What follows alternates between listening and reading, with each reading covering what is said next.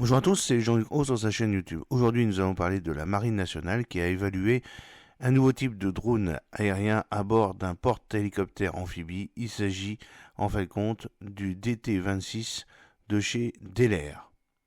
Actuellement, la Marine nationale met en œuvre deux modèles de drones aériens depuis ses navires de surface. Le Schimbel S-100, autrichien, Serval, et l'Aliaka ou SMDM pour système de mini-drone aérien embarqué pour la marine.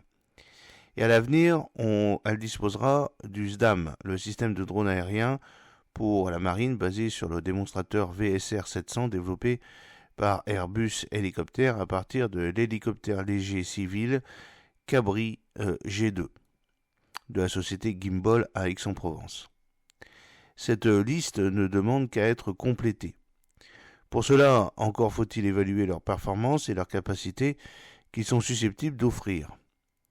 Aligner des drones aériens sur un pont d'envol ne rime à rien si on n'a aucune idée du bénéfice que l'on peut en attendre.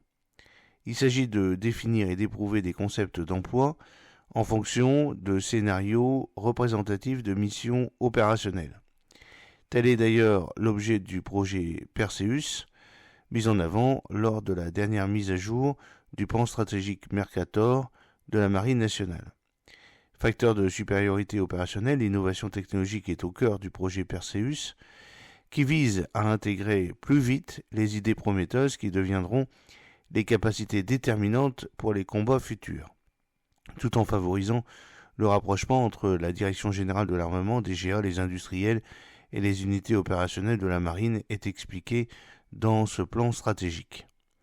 C'est donc dans le cadre de ce projet Perseus que le 19 février, la Marine nationale a évalué un nouveau type de drone à bord d'un porte-hélicoptère amphibie.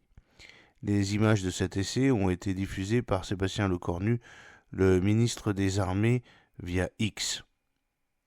Le drone en question, de type DT-46, a été mis au point par la société haute-garonnaise Delair. Cet appareil a la particularité de pouvoir être configuré soit en version VTOL, décollage et atterrissage vertical, soit en version voilure fixe, auquel cas il a besoin d'une catapulte pour décoller. Pouvant être rapidement déployé en moins de 15 minutes, le DT-46 présente des performances différentes selon sa configuration. En mode VTOL, il est capable de rester en vol pendant 3h30 et porter une charge utile de 5 kg, tandis qu'en mode voilure fixe, il affiche une endurance de 7 heures. Le décollage et l'atterrissage se font automatiquement. D'après Delair, sa portée de communication, entièrement chiffrée, est de 100 km. Il peut emporter différents types de capteurs, dont une boule optronique, un lidar et un IMSI catcher. Visiblement, ce DT-46 a donné satisfaction.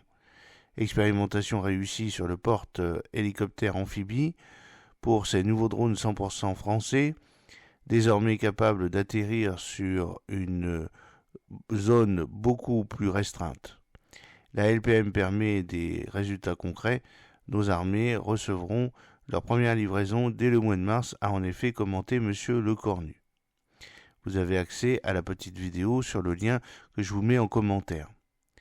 Pour le chef d'état-major de la Marine nationale, l'amiral Nicolas Vaujour, la réussite de cette évaluation d'un drone léger et plus facile d'emploi marque une étape supplémentaire dans les démarches de Polaris, une marine de combat, et Perseus. Cependant, à en juger par les images, cet essai du DT-46 a été réalisé par temps calme, dans la rade de Toulon. Probablement qu'il y en aura d'autres, afin d'éprouver ses capacités en haute mer et dans des conditions météorologiques moins clémentes. À bord d'un PHA, on peut imaginer qu'un drone DT-46 permette de reconnaître une zone avant le lancement d'une opération amphibie, ou de vérifier qu'aucun navire potentiellement hostile soit en approche. En réalité, l'éventail des missions qu'il pourra effectuer dépendra de la nature de sa charge utile. J'espère que cette petite vidéo vous a plu. N'oubliez pas de cliquer sur le pouce pour la promouvoir, de vous abonner si ce n'est pas encore fait et de partager cette vidéo sur vos réseaux sociaux. À très bientôt Fidèlement, Jean-Luc Haut.